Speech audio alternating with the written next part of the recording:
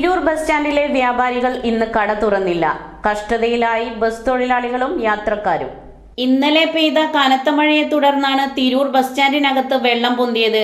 Bus stand കെട്ടിടത്തിന് പുറകുവശത്തു കൂടി വെള്ളം കുത്തിയൊഴുകി വരുന്നത് ഇവിടെയുള്ള കച്ചവട സ്ഥാപനങ്ങൾക്കുള്ളിലൂടെയാണ്. ബസ് സ്റ്റാൻഡ് പ്ലാറ്റ്ഫോമുകളിലടക്കം വെള്ളം തളം കെട്ടി നിന്നത് കാരണം വ്യാപാര സ്ഥാപനങ്ങൾ തുറക്കുവാനോ ഇതിലൂടെ ജനങ്ങൾക്ക് നടക്കുവാനോ കഴിയാത്ത അവസ്ഥയായിരുന്നു. വെള്ളം ഒഴുകിപ്പോകുന്ന ഓട അടഞ്ഞതും വെള്ളം ശക്തമായി ഒഴുകിപ്പോകുവാൻ തടസ്സമായി.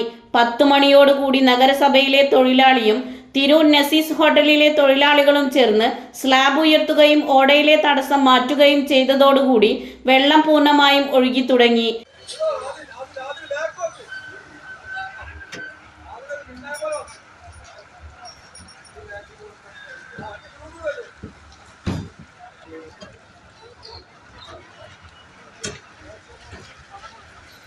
ഇതോടെ ബസ് സ്റ്റാൻഡിനകത്തെ വെള്ളക്കെട്ട് മാറിയെങ്കിലും ഇത് കാരണം കടകൾക്കുള്ളിൽ വൃത്തികേടായതിനാൽ ഇന്ന് മുഴുവനായും വ്യാപാര സ്ഥാപനങ്ങൾ അടച്ചിട്ട് കട വൃത്തിയാക്കിയതിനു ശേഷമേ കടകൾ തുറക്കുവാൻ കഴിയൂവെന്നാണ് വ്യാപാരികൾ പറയുന്നത്.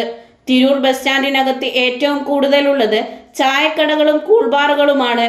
ഇത് കാരണം തന്നെ രാവിലെ മുതൽ ജനങ്ങളും ബസ് തൊഴിലാളികളും ചായയും വെള്ളവും കിട്ടാതെ കഷ്ടപ്പെടുന്ന സ്ഥിതിവിശേഷവും ഉണ്ടായി. ന്യൂസ് 99 തിരൂർ.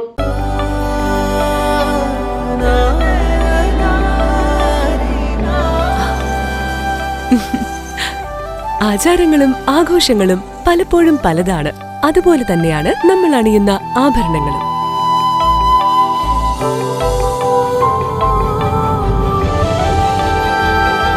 ജീവിതത്തിലെ ഓരോ നിമിഷങ്ങളും അവിസ്മരണീയമാക്കുന്നു Azad gold and diamonds. Azad gold and diamonds, Thazhepalam, Tirur.